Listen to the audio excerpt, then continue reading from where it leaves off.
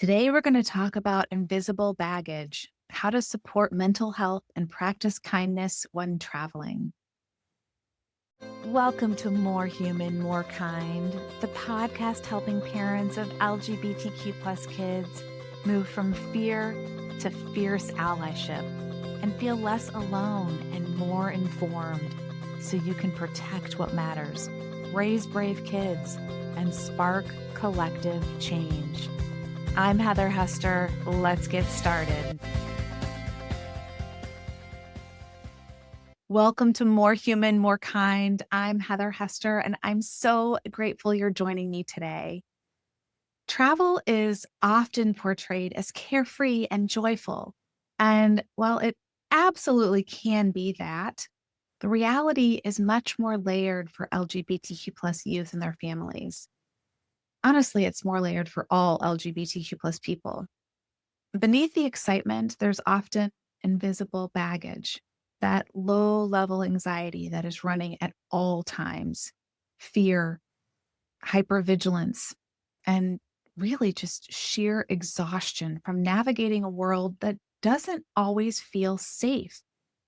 So, today we're going to talk about how to recognize that emotional weight and gently unpack it while learning how simple acts of kindness, both yours and others, can be powerful tools for healing and connection. Here's what you'll gain from listening today: insight into the emotional and mental health challenges LGBTQ plus youth may face while traveling, tools for spotting and responding to signs of stress, dysphoria, and shutdown in your child, and simple everyday acts of allyship and kindness that can create safety, even in unfamiliar places. So let's begin. For LGBTQ plus youth, travel can bring up lots of complicated emotions. Even when the trip is just a vacation, the environment changes, routines shift, and the body and the brain are constantly scanning for safety. There are a few common, often unseen challenges LGBTQ plus kids and teens may experience while traveling. You may recognize that you have been unknowingly carrying a few of these yourself. I know that I certainly have. The first is hypervigilance. Many LGBTQ plus youth are used to assessing every new space they walk into. Is it safe to be myself here? Will I be misgendered? Is it okay to wear what I want? This internal safety scan is exhausting, and it's amplified in unfamiliar settings like airports, hotels, new cities or locations, or even extended family gatherings. The second is gender dysphoria or invisibility. For trans or non binary youth, being misgendered by TSA agents, hotel staff, or even relatives can be deeply distressing. Even gendered signs like ladies' night or single gender bathrooms can cause emotional disruption. For others, simply feeling unseen or having to hide their identity for safety can lead to deep loneliness or emotional shutdown. The third thing to look for is sensory overload and just the disruption of coping routines. Travel often means new smells, new textures, new foods, crowds, and just noise levels in general. It often removes access to the rituals and the spaces that ground your child, like quiet time in their room, or time with their friends, or their affirming peer groups, or even therapy appointments. This invisible emotional load can sometimes show up as irritability or withdrawing from you. It can show up as trouble sleeping, stomach aches or headaches, mood swings, or even just completely shutting down, or regressive behavior, especially in younger kids. And it's not always obvious. These behaviors can be misunderstood as attitude, especially in teens and young adults, but they're often stress responses. When we learn how to catch these sometimes very subtle signs, we can connect with them in equally as subtle but deeply supportive ways. You know your child. You know what may be soothing or grounding in different scenarios. And if you don't yet, it's okay. This is an opportunity for growth in your relationship. And this is an opportunity for having real conversations. I can say this with confidence because I had to learn this with each of my kids. And yes, I totally missed some of their signals along the way. And that is how I learned to really tune in to the subtlety and the nuance of each of their signals and each of their needs in different scenarios. So, what is the good news? Well, there are actually so many ways you can gently support your child's emotional and mental well being while on the road. Keep lines of communication open. Start before your trip by checking in with your child and asking questions to see how they're feeling about the trip. You can ask things like, what are you most excited about? Or is there anything about traveling that is making you feel nervous or anxious right now? Or you can ask something that's really specific, like what things or practices like quiet time or meditation help you feel calm or grounded when we're away from home. Let them know it's okay to speak up at any point, that by letting you know what they need, you can help make the trip even more fun for them. And remind them that their feelings are valid. They aren't silly or ridiculous, and that you are so grateful that they shared them with you. During the trip, use the quieter moments like time in the car or on walks or that wind down time in the evening. Use these moments to check in. It doesn't have to be intense or it doesn't have to be really pointed questions.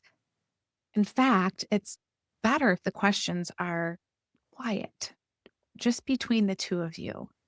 Like, how are you feeling today? Does anything feel weird or off? Would you like to process anything with me right now? Or would you just like to rest? Even if they don't have much to say, this connection and acknowledgement communicates that you see them and that they are safe. The second thing you can do is create anchors of familiarity. Bring that feeling of home with you when you travel.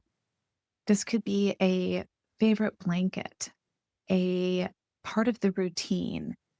Even a specific snack can offer comfort. For teens, try to keep access open to their online support systems, such as affirming social media creators, their friends, their therapist. You can also establish travel rituals that everyone does, like journaling at the end of the day, playing everyone's playlists in the car, or doing a kindness moment or a rosebud thorn at dinner. These habits ground your child in connection and predictability, and they can really lessen that low level constant anxiety I mentioned earlier. The third thing you can do is practice flexibility. Give your child space to opt out of parts of the trip if needed. If you're visiting family, maybe they take a break during the long dinner. If you're sightseeing, maybe they skip the museum and stay back to rest. Let them know that they can recalibrate without shame when something feels off. When we travel, it is now just understood that along the way, each one of us, myself included, will need a minute or 10 or 60, and that we can take it without receiving any critique or comments from the rest of the family. Allowing the space for that not so small action has made a world of difference as we've begun to take longer and further trips around the world as a family. If your child is in therapy, consider a pre trip session to prepare and maybe even a session after you return to process together. So I thought it would be rather lovely to explore how kindness, not just niceness, can help create safer and more connected, present, and human travel experiences. Kindness in this particular context means seeing and honoring someone's full humanity, even when you don't know their story. How can you be kind as a parent or an ally? The first thing you can do is validate your child's feelings, even when, actually, especially when they're hard to understand. If you feel yourself tensing up in any way, pause, take a breath, remind yourself it is not your job to fix, and then be really present in that moment. The second thing you can do is to protect their identity in public spaces by correcting misgendering or shielding them from invasive questions. This may make you angry, or you may break into a full body sweat. Protecting your child or loved ones can cause our bodies and emotions to do all sorts of things. Let it happen. The priority is the protecting, the correcting, and the shielding. The third thing you can do is to model allyship. This could be using your pronouns at check in, asking about gender neutral bathrooms, or affirming your child's identity in front of others. Take a moment right now and think about the ways you could be an ally when you travel. Help your child look for signs of connection and support too.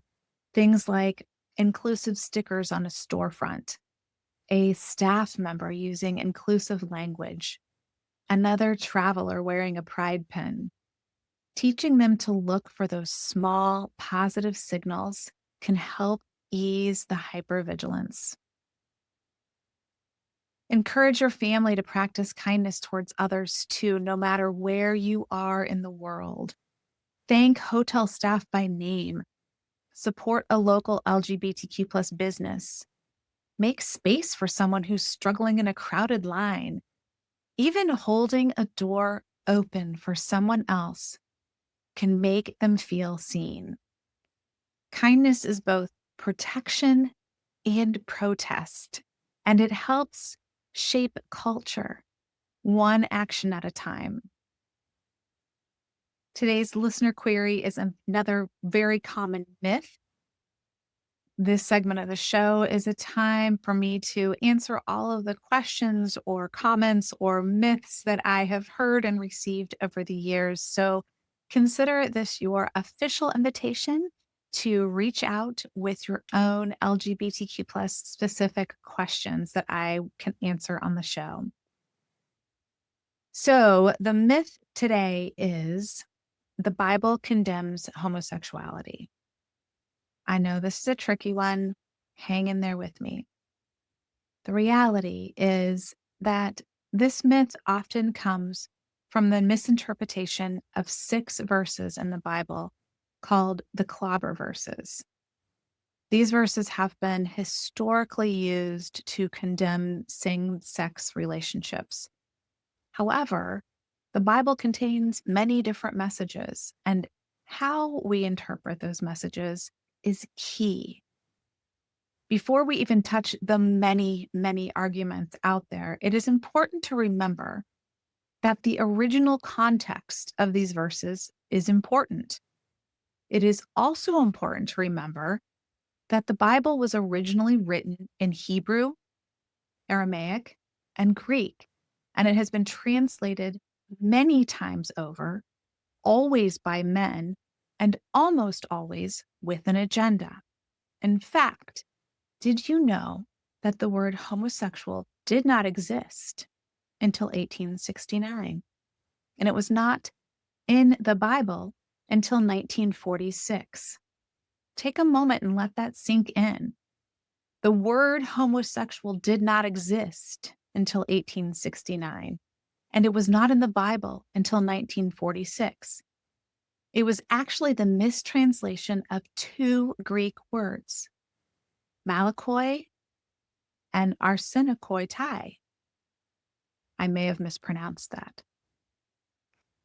But these words more accurately refer to rape, exploitation, and idolatry, not consensual, loving, same sex relationships.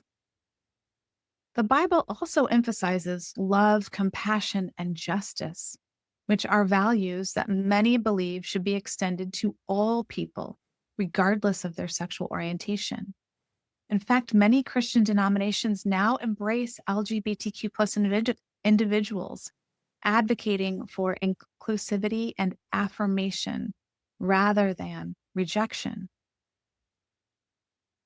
And while this may seem like somewhat of an adjacent topic, I am recalling an article I read years ago, very early on our journey, that pointed out that even though the Bible mentions that God created the land and the sea, we do not freak out about lakes, marshes, streams, rivers, or any other variation of land and sea.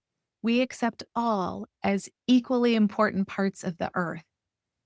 Doesn't it just seem logical that all other creations, night and day, man and woman, etc., also exist on a beautiful spectrum of existence?